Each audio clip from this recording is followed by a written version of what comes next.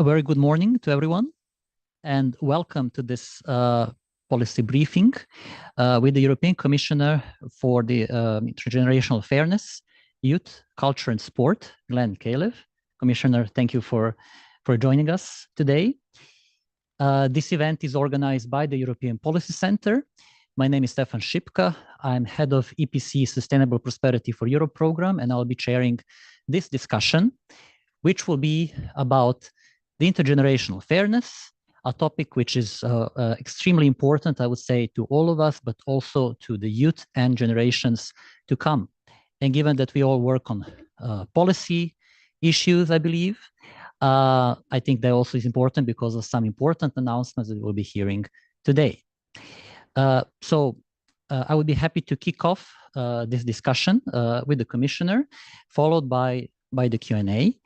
So to begin, Commissioner, let's say, given that you are the first Commissioner covering intergenerational fairness, could you tell us a bit more about what does your mandate entail, and why does it matter in the current the current policy landscape?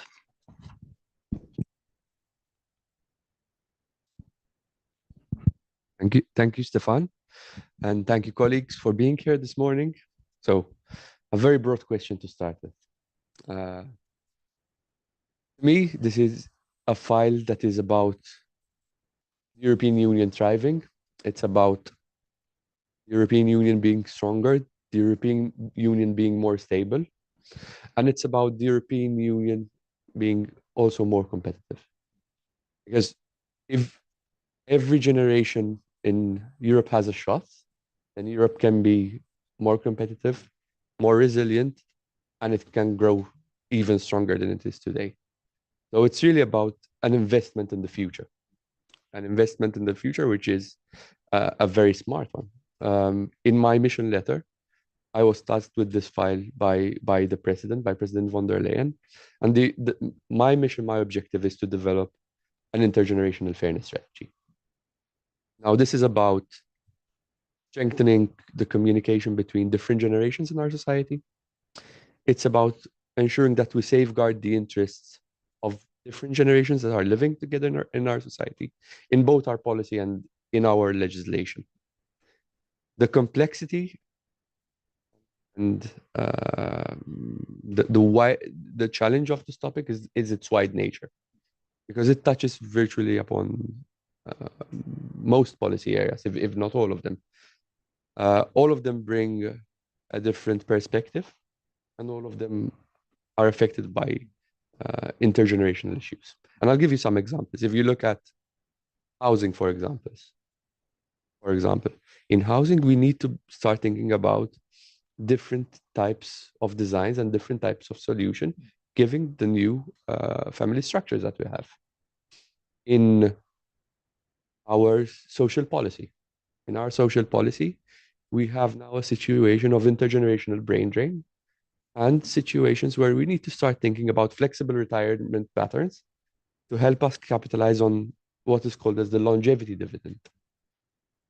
In our regions and in our territories, where brain drain is depleting our territories of young people, leaving behind an aging population. And yesterday, we discussed this also in our college meeting in the communication on agriculture. We have an urgent need of generational renewal in sectors which are crucial to our security. Security also in terms of not the traditional meaning of security, but security in terms of food security. So the relevance of this is that the cost of doing nothing on these issues is too high, and possibly can jeopardize our work in other policy areas. If we look at our society purely from a demographic point of view, we have an aging population, we have a shrinking workforce, and for the first time in centuries, we have 5 or 6 different generations who are living together in our society at the same time.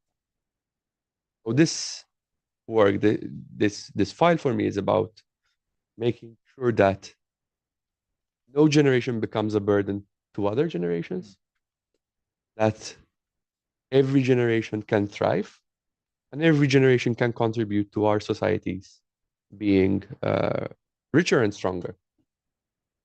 Now, how do we do that? It's easier said than done.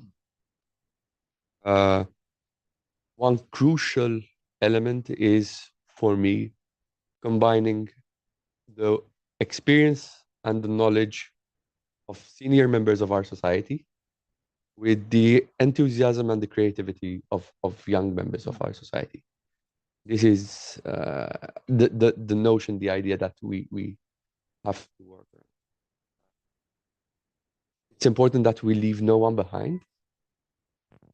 And obviously, if we look at most of the challenges that we are facing as a society right now, whether it's climate change, whether it's how to deal with artificial intelligence, all of these require a whole of society approach. So this is the type of thinking that we need to be ingraining in our policy. It ties in with another area of my portfolio quite nicely, which is youth, where we want to empower youth to have a greater voice in our societies and a greater role. So what better way than to test these policies that we are adopting and our legislation to see that they actually do not harm them in the future, but rather empower them. So for me, this is like the first ideas on how we shape and our work on intergenerational fairness and its relevance to what we do inside the European Union. For this introduction and for explaining also the role and importance of this mandate in this also new institutional cycle, and making these linkages with different other topics, agendas that are, say, related to the policy realm, but also to our daily lives, and on be it on housing, being on pensions, and socioeconomic condition, on climate, on digital, and the importance of having this kind of a holistic approach and across different agendas, across time, and trying also to connect different generations, the demographic picture, so that we can move different agendas forward and improve our lives. And say on a more concrete note, in terms of what is happening or what is about to happen, could you, I would appreciate if you could clarify what is actually being launched today. This is actually very important. So what we're launching today is just the start of a process that will lead us to the adoption of our intergenerational fairness strategy. What we're launching today is the opening of our scoping exercise to the outside world, to different stakeholders. In terms of timing, the idea is to present the strategy only in the first quarter of next year, in 2026. What we wanted to do was to devote a lot of time to genuine brainstorming and scoping. So a lot of time to consult, but also to open our work from the Commission services to international organizations, to other institutions, to experts, to think tanks, to civil society, to academia, to have their contribution. So what we opted to do with this work is to actually have a lengthier process in terms of time, but one which is more inclusive. We could have started this process and embarked on a drafting exercise, which would have been theoretical and would probably have led to a strategy. It would have been abstract. So we opted to have a process which was more inclusive. At some point, my aim is also to bring on citizens on board, open this scoping exercise to citizens. And this scoping exercise is just about having a series of workshops, a series of brainstorming events that would bring us all together and have these ideas also feature in our work. What is the aim of this? So twofold. The aim is first to map out the challenges and then to try and come up with solutions through a series of interactive workshops. The idea is to try and address these inequalities and empower every member of our society through this process. The process is the most important part that will lead us to this strategy. Much for this announcement. So indeed, as the Commissioner said, the start of a process that will result in a strategy on intergenerational fairness planned for the first quarter of next year. And as you pointed out, the importance of the process itself, an inclusive process involving different stakeholders in these discussions, in the scoping exercise, so that we can actually then have the content that, as you said, is not abstract, but actually has weight, has some relevance on the ground when the strategy is actually is published, is adopted. Can you also tell us a bit more, at least on what you can already share on some vision, let's say the objectives also on the strategy itself, and how can it help shaping, let's say, future policy decisions? So the aim, the ultimate objective is to have something that will help us calibrate our policies in a way that we foster resilience and we foster intergenerational fairness. So the idea is to create an instrument that helps guide policymakers and decision makers to have better policy. What we want to do is to promote this concept that intergenerational fairness is about sustainable development, but it's also about housing and social security. It's about having fair and sustainable pensions. It's about public services that don't discriminate people with people as they grow older in our societies. And it's also about employment. It's about really having a society that thinks about the needs of different generations, including the ones who maybe are not yet born. So thinking about the longer term perspectives, thinking about the future. So this is the work that we are shaping in through this process. It's also very much about having policy decisions that empower future generations. So in a way, it helps us calibrate our programming, our legislation. It helps us calibrate our budgets, and it helps us have better policy decisions. It's a topic that very much links well also to what we do in strategic foresight, where we try to anticipate and look at patterns of how our society is changing and try to shape preferable outcomes. It's not about predicting the future. It's about understanding patterns. It's about understanding trends that are emerging and trying to take the decisions now to have the ideal outcomes in the future. So this is the whole concept of what we're doing here. Yes, and indeed, as we said, the content is yet to be fully developed, but that there is at least some indications. I mean, and also what in a way we should be thinking of in terms of the direction of this journey. So, as you said, it's about social security. It's about sustainability. Also, it's about housing. It's about a number of topics that concerns us, and also it's an interesting accounting for what the current say generation stakeholders have to say, but also thinking about those that cannot speak yet, but their voice in a way matters, or they are relevant, and accounting for them or trying to account for them as much as possible when developing the policies of today. It should then have some also, and then be translated into concrete policies. I come from I'm going a bit out of the questions, but I come from a background of economics and numbers. So I look at statistics. It comes a little bit naturally to me. And if you look at it purely from a climate point of view, for example, just to give an example, the risk that people are exposed to now in terms of climate disasters and in terms of climate change,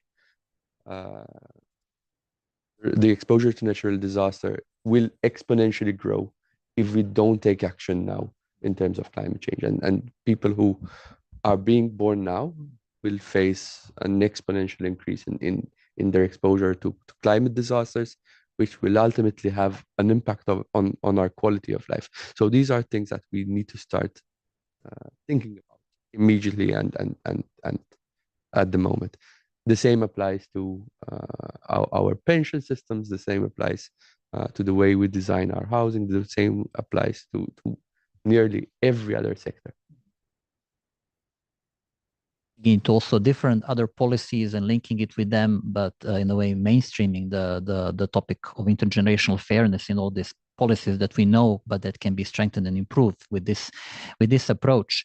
But that on that note, I mean, we talked about the strategy, about the objectives, but also I wanted to touch upon the expected deliverables, or say relevant outputs that will also impact the strategy, or what do you think would be, in a sense, the expected outcome of this? So I think it's too early to speak about deliverables. The idea right now is to have a communication that would outline the strategy, which would be accompanied by an action plan with a number of flagship initiatives, or a rolling number of flagship initiatives, also from other commissioners too. So for example, I'm pushing for the idea to have a flagship on intergenerational housing, or a flagship on intergenerational brain drain. We're also exploring the option to have some internal pilot projects within the Commission and in internal work within the Commission to readjust ourselves to be more intergenerationally fair. What we want to do is to try and practice what we preach, and have our policies fine-tuned to ensure that the Commission remains an attractive place to work, that it continues to attract and retain talent, and at the same time that we, as I said in my first answer, that we try to combine the experience and the knowledge of the seniors in our workforce with the creativity and enthusiasm of our young people. So that is, in a nutshell, what we want to do. One idea that is particularly important to me, and which I would love to devote a lot of attention, is this idea of developing an index with a basket of indicators that would help us measure how fair we are as a society. It's still something that is in infancy, but the nice thing about a process such as the one that we are launching today is that it can generate even more ideas. The beauty of it is that at the end we will have enough to really focus on the drafting of the strategy, also bringing on board the ideas given to us by the different stakeholders. So as I said in one of my earlier answers, the beauty of it is in the process and in the journey that will lead us to the adoption of the strategy. Not speak about the deliverables now in its entirety, because in a way we are jumping ahead and making the discussion in a way too abstract, or not necessarily accounting for different voices and opinions that will, on those who actually will, for whom the strategy and these deliverables will be relevant in the end. But that being said, interesting to note, I mean, the overall approach, connecting the strategy with also different parts of the Commission, and ensuring that we are trying to make this kind of this initiative, this effort to connect the dots, to connect different topics, agendas for the Commission to act in a say more in a more holistic way towards the other stakeholders, but also internally. So that is also worth noting. But also, I wanted to come back to the point you mentioned about before on the scoping process. You mentioned, of course, this will be inclusive process. There are workshops that would be envisaged, but to zoom in a bit more on that, if possible, if you have anything more to say, how will this process look like? How will the stakeholders be involved? What is already currently, say, on the table when it comes to the process itself? So the idea with this process is to have a series of exploratory discussions and workshops. It starts almost with a number of questions being floated around, similar to a game where we try to get as much information as possible. What it does, it gives us the time to brainstorm and have this process of generating ideas. What we want to do is to open up our work within the Commission to, as I said, other institutions like the European Parliament, like Council and governments who have capacities that are brainstorming on these issues also today, to international organizations.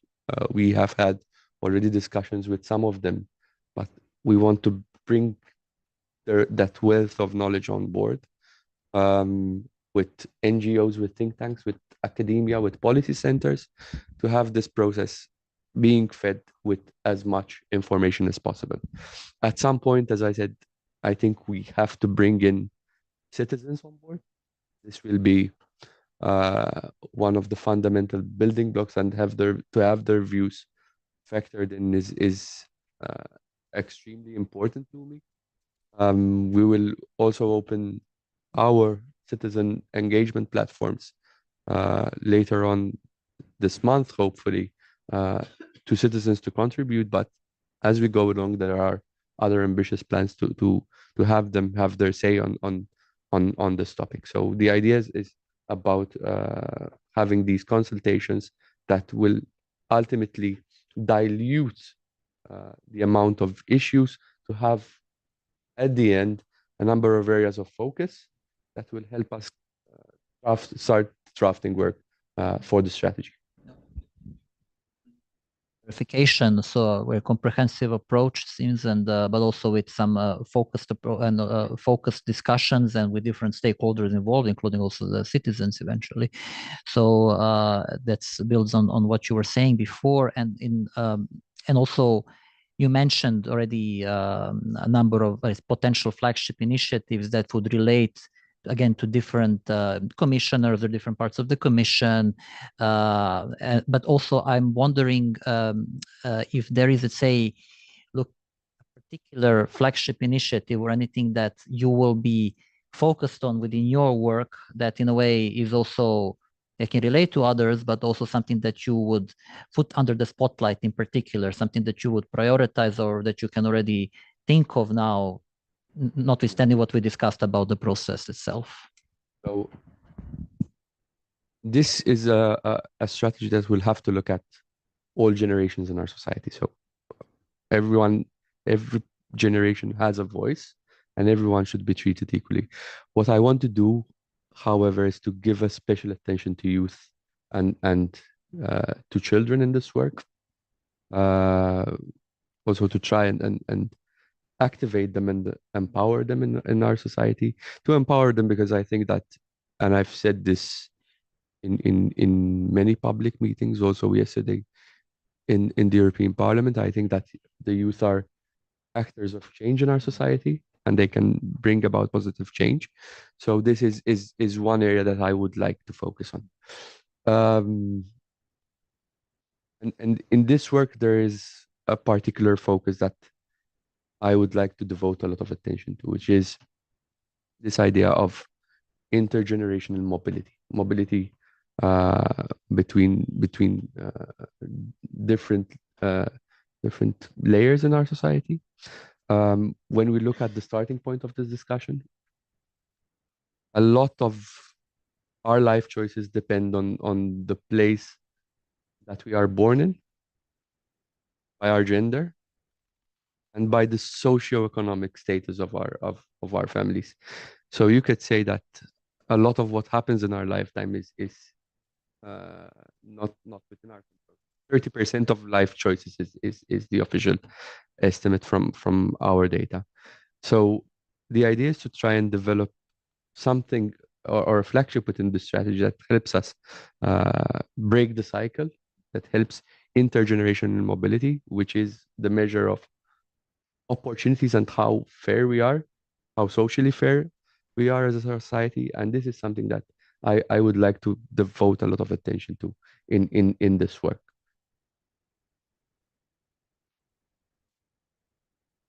The focus on the youth, but also this aspect of intergenerational mobility, and indeed the fact that, and to some extent, yeah, we can experience it in our lives. You can compare that very often. Our let's say what we do and our performance quite often depends on the conditions that we didn't really choose, and it can affect us in different ways comparatively to other individuals. And there is a case again for fairness also to do something about it, to measure it, to account for it, and to try to cope with this situation. But yeah, we talked about indeed some, I say, the objectives, the deliverables, some of the initiatives that we can already that you can already consider, but also to maybe zoom out to the conceptual level a bit, just to try to clarify it, because I think concepts matter. And they shape the way we think and the way we act and how we actually make policies. And when we talk about, of course, the emphasis on intergenerational fairness, but we shouldn't take it for granted. Because of course we can compare it. There is solidarity as a concept that plays also a major role in the EU policy discourse. But they say the choice is to focus on intergenerational fairness. And I just wanted to clarify that, because it is quite a broad topic. It's a broad term as well, to delineate it a bit in terms of its importance. Why fairness, for example, and intergenerational in that sense, and how do we think about it vis-a-vis other concepts that we are using? I think the word fairness is much broader than solidarity. So if we look at our treaties, it's true, our treaties make a reference to intergenerational solidarity. But the connotation and the concept of solidarity is about alleviating burdens. So shifting burdens and alleviating them between different generations is something that we did not want to be bound with. We wanted to look at broader perspectives. We wanted to look at how we could capitalize on the fact that we have people who are working longer, so capitalizing on our longevity dividends. We have to see how to empower all our human capital in our society, and how to work together between different generations. So the idea of having different generations cooperate together. It's more positive in terms of approach, in terms of agenda. So it's about creating this harmony between different generations and creating this energy, coherence, and having everyone pull the same rope in our society. At the end, the idea is that we need to find ways how we ensure that no one is left behind in whatever we do. Clarifying this, and I mean, indeed, notwithstanding the relevance of solidarity itself, it's not to be conflated, and there is a particular added value of applying the approach behind intergenerational fairness as a category, as a concept. And yeah, so we talked about also how we can how this approach can help mainstream intergenerational fairness also in the work of other let's say in other parts, yeah, commissioners, other departments, also different other policies. But we can turn this discussion the other way around. Also, it's also, we have many important agendas now as part of the institutional cycle on climate, on migration, on the future of work, on demography, and on competitiveness as well. You mentioned, you referred to some of them already, but just to try to flesh it out a bit more, to what extent these agendas will then be accounted for and affect the work on intergenerational fairness. The idea is not to reinvent the wheel. We have a lot of work ongoing with other colleagues in the college. This has to be a college strategy. It's not just my strategy. It has to be something that all other commissioners will have to come on board and contribute. So the idea is to coordinate our work in this way. And it has to be something that is accepted by everyone. And I want everyone to be able to contribute their flagship projects. So my idea is to use this as a platform to have a central report with all our initiatives in the Commission and ensure that they are generationally fair from our point of view. What we want to do is not to create administrative burdens, but at the same time screen whatever we do to ensure that this promotes this concept of being generationally fair. The advantage of this is twofold.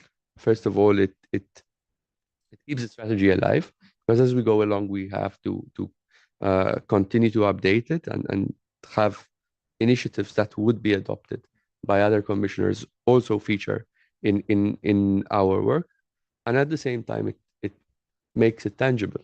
It doesn't leave some abstract document. It would be living and bringing on board the initiatives that other commissioners would be working on.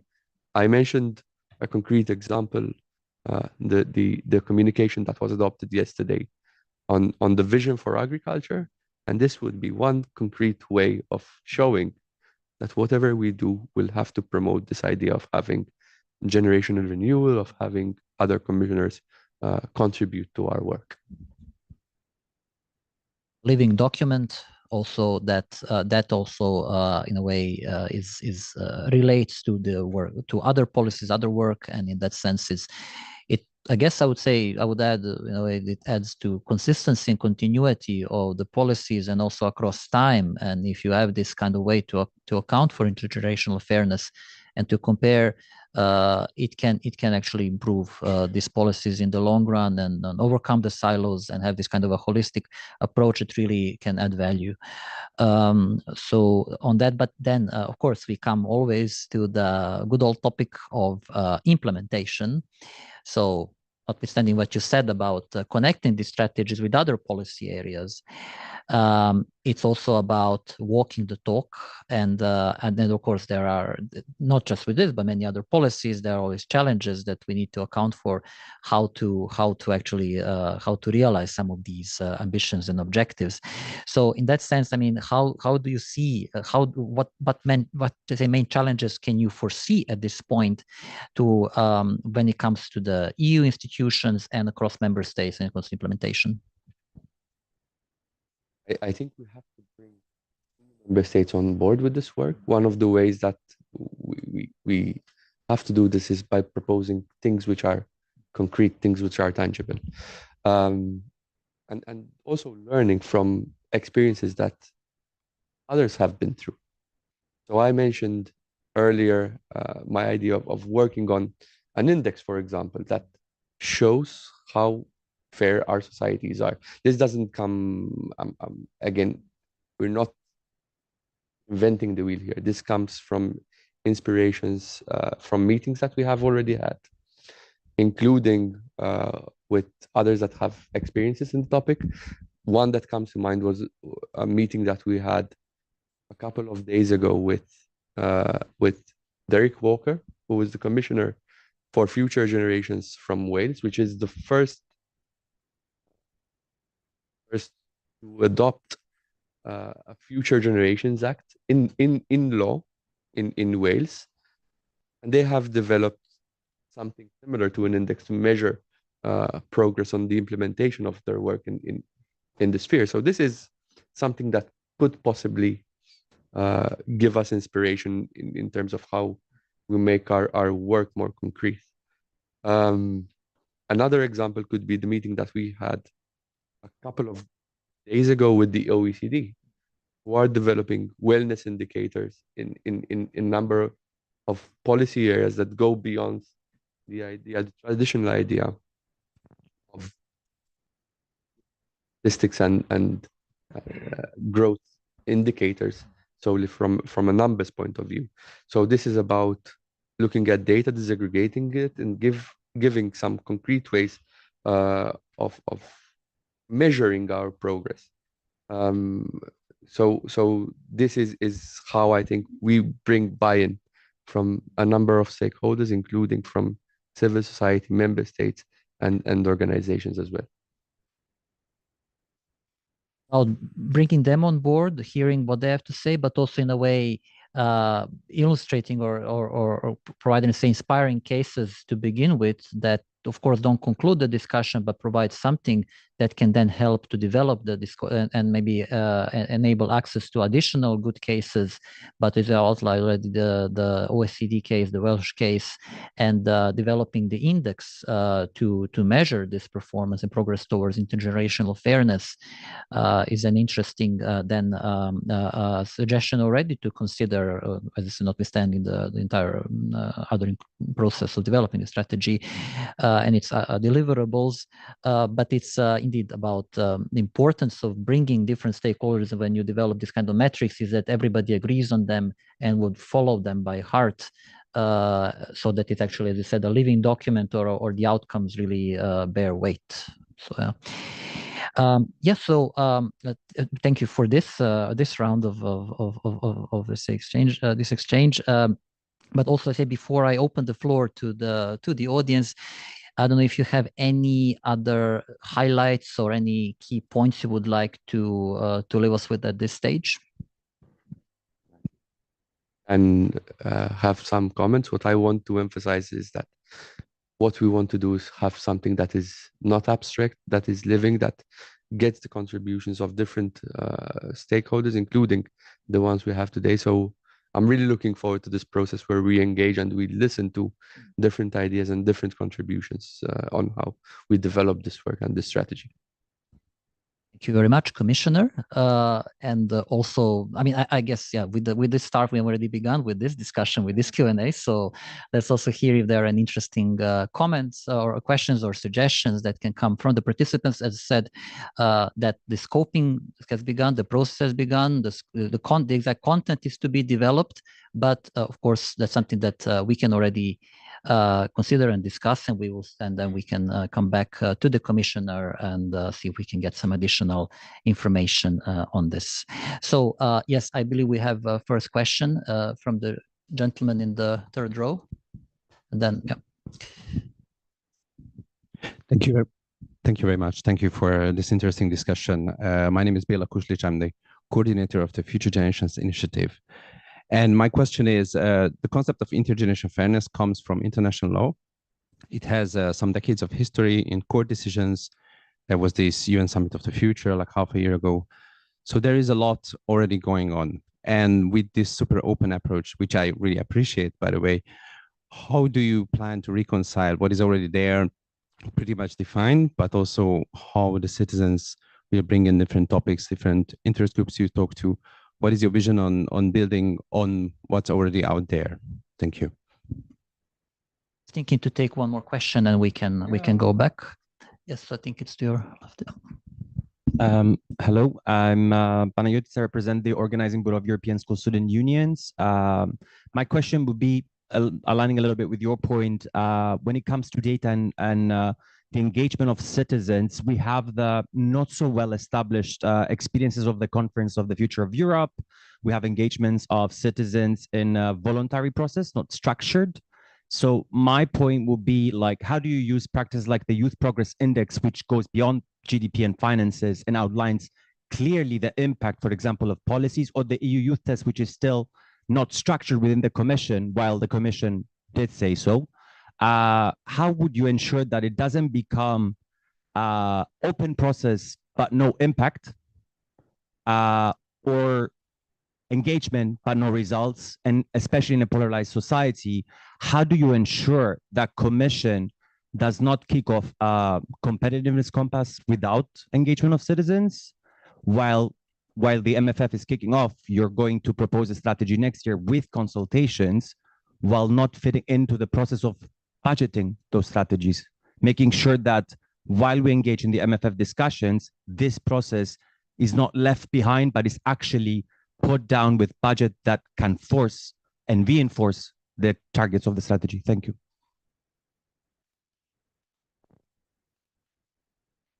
We can take that for the first round, and we come back. Thanks. Vít Novotný from the Martin Center. Thanks for your presentation, Commissioner. I have a question to you. You'll be aware that most of the competencies that deal with intergenerational fairness, pensions, employment, competitiveness, and other things, they belong to the member states. So apart from developing an index, what can you actually achieve with your portfolio? Thank you. So I think we will take these questions for the first round, so we can come back to you, Commissioner. So yeah, I think we can maybe try to break down some of these questions into, let's say, I think the first question was indeed, how do we connect what is basically now to begin and the inputs you will be receiving from the different stakeholders with what is already happening there with the established court cases, for example, and how do you connect this? Yeah. So, take the questions all at the same time? If it also Yeah. for you, that can. So I'll start with the last question and then work the other way around. Yeah. I think whether we deliver or not, it's true, we have our treaties that define our competences, but most of the time it's a question of political will of member states, of political commitment. So if there is political commitment and buy-in from member states to deliver on something, the treaties will not limit us. And I'll give you one example. One concrete example that I always use whenever this issue comes up. When we were first struck by COVID in 2020, the pandemic, treaties on health, it's competence of the member states. But guess what? When it came to procuring vaccinations, we were not bound by the treaties. We joined forces, and because there was political commitment, we delivered vaccinations in record time. When it came to the coordination of movement, the establishment of green lanes and green corridors, guess what? We delivered in record time. When it came to supporting our economies and our societies, needed unanimity in the European Council, and there was the establishment of what is today the Resilience and Recovery Fund. So I think it's a question of political commitment. It's a question of engaging with member states to identify common objectives on which we need to have European actions and European solutions. And I know it sounds easy, but if we have a process of engagement where we convince that there is a need to act on something, I think we can deliver. So I might be too optimistic. Maybe that's a flaw I have. But when we come together, institutions, member states, civil society, organizations, international institutions, I think we can be quite strong if we work together. So my hope is that we can join forces, count on each other's support, and send a strong message on the need to act fast and the need to act together. Now, the question on the different processes that have already started working on this theme. We're aware that there are work strands that have already started, which is why we want to open this process, to be also inclusive of ideas coming from different areas. You mentioned the work on the Summit of the Future from the United Nations. And this is one institution that we look forward to collaborate and have their ideas featured on board. We don't need to necessarily reinvent the wheel, but we could have like a repository, an observatory with ideas coming from these different work strands, having them all in one place, and then deciding which are the areas of focus. We can't do everything at the same time. We need to focus our work on a number of select areas, and this is what this process will do. It will identify those areas which need to be prioritized in this exercise. We will not manage to solve all challenges in one day. So this is something that we have to do in more than one mandate and more than one cycle of the Commission. It's the ingraining of the culture that we need. And yes, I agree. Our processes need to be open for consultation. I'm quite glad to see that when it comes, for example, to the future of our budget, the way we finance our priorities, there will be a citizen stakeholders panel where we gather views on what the priorities are. And the beauty of having processes like this is that this process could also contribute to that. So as I said, my idea is not to have something abstract, something that is theoretical, that we focus on concrete deliverables, concrete small wins, but that when combined together will give us something which is very strong. I'm glad that you also mentioned the youth test and the youth check. I had the chance to speak extensively about this yesterday in the European Parliament, in the Committee on Youth Policies. So and this could be a blueprint of what we do here. The way we have implemented this, the youth check in this current work program, is that we will screen each and every policy initiative in the first annex. So the major policy initiatives coming out of the Commission in this year. So starting from all the proposals in 2025, each of them will be screened for their relevance to youth, which is already a very good starting point. Then once those are screened, the ones that are most relevant will be subject to specific impact assessments, to specific consultations with the people that they affect the most. So this could be perhaps an inspiration for what we do in intergenerational fairness, that we screen our proposals to see how they fit with our work on the strategy. Again, I don't have all the answers today. So if I had all the answers, I wouldn't have come here. The process is about together mapping out the challenges and finding the solutions to them as a team. For that, and I think indeed it's an opportunity that if we have a meeting of minds and we feed each other with useful insights on both sides, so that we can move this agenda forward. I don't know if there are any additional questions. I believe we can start with one to your immediate, right? Hello, my name is Javier Carbonell. I'm a policy analyst here at DPC.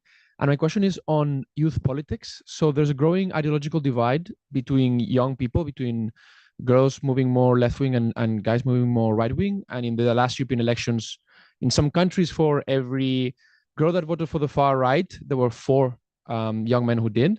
So I'm not sure if this is something that worries the Commission, and what can we do about it?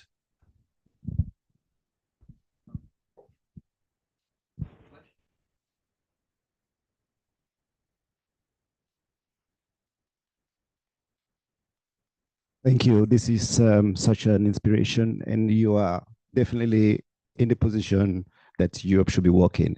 I just want to put one perspective in place, the idea of decentralization, to address something like the brain drain. Do you consider this as a factor or an area where you're going to really focus to ensure that, all corners of Europe is actually benefiting for the things that you are planning on this strategy?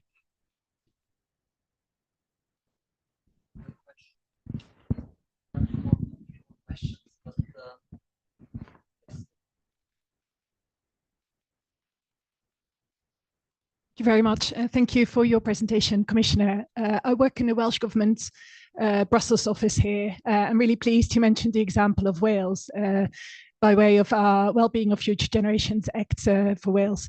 The question I wanted to ask is about a new work programme for the Commission. There's a very strong focus on competitiveness, as we know.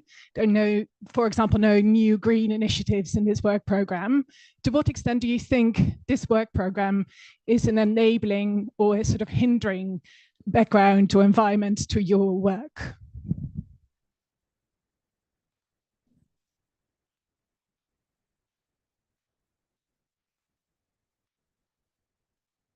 like to take the 3 other questions if they're also, let's say, relatively brief.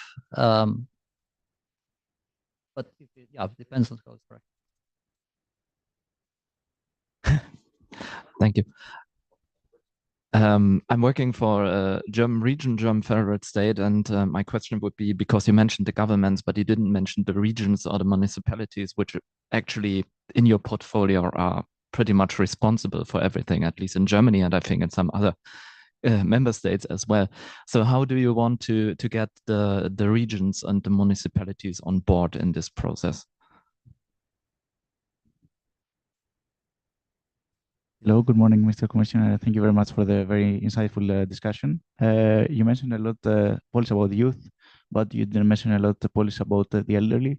I would like to dive a bit more on how the elderly can participate in this dialogue, and what is the position of the Commission in the role of the elderly and the equal access to healthcare and other policies. Thank you very much. First of all, good morning to Mr. Commissioner Micallef. I'm Can Ardıçoğlu from the Turkish Industry and Business Association's permanent representation to the EU. My question to you is regarding how the private sector can help in your vision for intergenerational fairness in Europe, especially in regards to closing down the gender pay gap between men and women, and how can this be implemented in candidate countries that are currently fulfilling the acquis communautaire instead of just the member states? Yeah, thank you. Can stop here, and happy to maybe we can go through this. There's one more question. If you can take one more with this to the list, but I'll try. As I said, if it's easier, we can go through this round, then maybe we can give one more or 2 questions for the end. So, Commissioner, if it's easier for you, I'll try and touch upon all the questions, starting with the one on extreme view. So, I'm firm, and I continue to be firm in my belief that this is a union that is guided by values that are in our treaties, but which we hold so dear that we have mainstreamed across all our instruments. And I think it's quite pertinent that you have brought this up, because I think it's very much linked to what we do. What I observe, or what my perception is that where there are low perceptions of intergenerational fairness in our societies, is fertile ground for these views to grow even further. Which brings me to one of my very initial points, that the cost of doing nothing on this is going to be extremely high, and also challenge the very, very foundation of our union. So I think that must be something that we keep in the back of our minds when we are working on the strategy.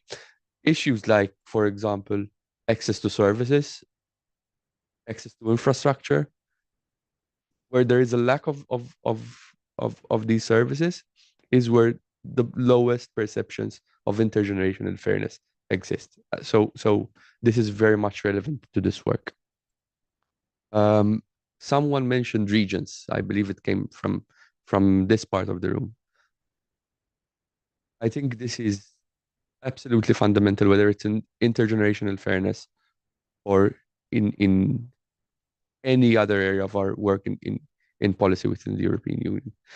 And the fact that we have got 1/3 of our population that is living in our regions and in our rural areas, with estimates close to having 140 million people working and living in our regions, makes it all the more important. So again, these are issues that are very much topical.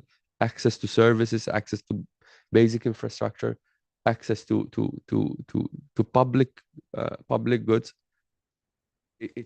It has to be one of our most concrete priorities. So I look forward, for example, to discuss what we are doing here in intergenerational fairness with bodies like the Committee of the Regions, to complement what I'm doing in my work, trying to devote a lot of attention to speaking to people and speaking with people coming from regions to get their perspectives on board. So in the first, now today is day 81 of our mandate in the new commission. Someone joked with me yesterday in the European Parliament and said, you've been in the Commission 80 years. I said, no, it's just 80 days. But in 80 days, I've tried to be in Naples in Italy. I tried to be in Chemnitz in Germany, in Groningen in the Netherlands, in different parts of the Union to try and get a little bit more of a feeling of the pertinent issues. Issues like quality employment, access to education, access to housing. These are things that affect the perception of intergenerational fairness, and that will have to feature in the strategy. And again, this goes hand in hand with our work on decentralization, because some of these services are offered by authorities and by local government. So this work has also to bring on board their perspective. Green initiatives in the Commission work program. Of course, the Commission work program cannot have everything at the same time, but there is also work ongoing on existing initiatives that have started in 2024, and that will continue to be as part of a crucial part of our work. And it doesn't encompass all that we will do in the European Commission. So to use an example which is very practical, our work on intergenerational fairness is not listed but it doesn't mean that we do not work on it. So it's true, there is a lot of emphasis on competitiveness, and in the geopolitical reality that we are living in today, this is an essential part of what we need to do, but that doesn't take away from the fact that work has to continue on other areas as well. Then I think there was a question on the private sector. So the role of private sector. Maybe one idea would be to try and contribute through this process to give incentives to the private sector to adopt practices that would comply with our ideas of fairness. So I always try to give concrete examples. Maybe incentivize private sector firms to use or to capitalize on our older workforce in a way that they would be educating, contributing to the newer generation of workers in our society, or encompassing them in our private sector in a more in a different way to the jobs that they are doing. I mean, the possibilities are there, and it's about a process such as this that could help us gather ideas on how we do that. Looking at the time, we need to wrap up shortly. We started later, so then with a bit of an extension. Yet I promised if there is any one or two burning new questions that add on top of what was discussed, so just to frame it carefully, I would take one more from you, and then we wrap up. Thank you very much. I hope my question can add something to the discussion. So thank you, Commissioner, for everything you've said already. My name is Leyen Fitzner. I'm from the European Parliamentary Research Service. And what I'm really interested in is what role you see for the European Parliament or also other EU institutions to sort of maybe inform the strategy, but also to kind of have a more institutionalized role, maybe in the future also of scrutinizing the Commission's work. So how do you think the Parliament could play a role in maybe also holding you to account in the work that you do on this topic? Thank you. Thank you for this, indeed. To close the cycle also when it comes to what you say about discussion between different institutions. And also I think this can be then an opportunity maybe for you to provide any closing remarks, reflections on what we discussed today. I think I can wrap up with this question because it was an excellent one. So we've already started a process of engagement with different committees in the European Parliament to contribute to this work. Even yesterday, we had a discussion with a number of members of the European Parliament on our ideas and how this process is going to shape up.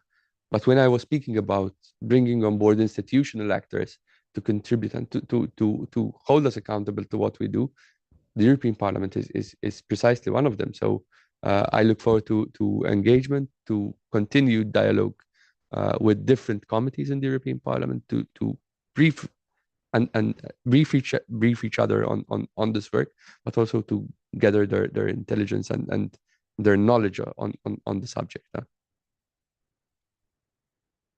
Thank you very much, Commissioner, for this final remarks for this discussion. At least, as you said, this is the beginning of a process. But for now, I would like to thank you for sharing this news with us, and indeed that this is a start of a process of developing the strategy on intergenerational fairness, which will then be finalized by the first quarter of 2026. And indeed, there will be different ways and opportunities for different stakeholders, the public, to be involved in this process. I would also like to thank to our participants for your also active involvement, and I hope this insights were useful for you and your work for the EPC for sure. Intergenerational fairness being a very important topic we will be then also looking at, and also related to other policies that we are following on climate, on social well-being, on the future of work, on demography, on migration. It's all interconnected, and that's something that I think it was a very good start of this process, and we will be happy to continue following this discussion. But on that note, I would like to thank you once again, and good luck to you also on this journey, and wishing